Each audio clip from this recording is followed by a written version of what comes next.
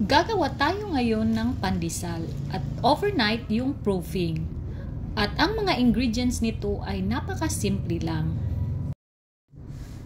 So sa bowl, maglagay tayo ng half cup water, 2 tablespoon plus 2 teaspoon sugar, half teaspoon salt, 1/8 teaspoon instant dry yeast.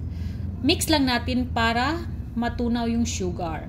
Tapos i-add na natin ang 1 1/2 cup na all-purpose flour. Haluin natin hanggang sa maging dough na siya.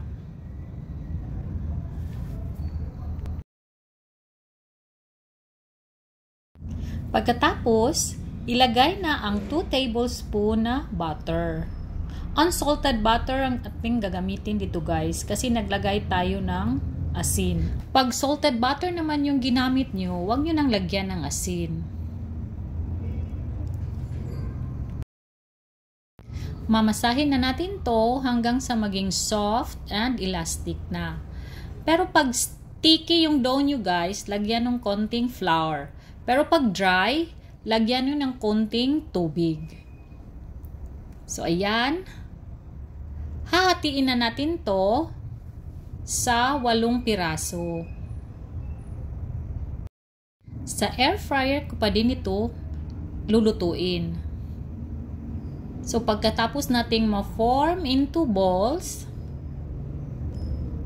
i-dredge na natin sa breadcrumbs. So ito na siya guys. Takpan natin para bukas na natin ito lulutuin.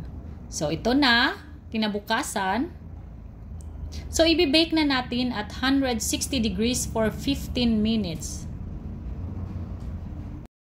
So, eto na ngayon ang ating mainit na pandesal. Nakahanda na ba ang inyong kape at keso? Maraming salamat. Sana nagustuhan nyo.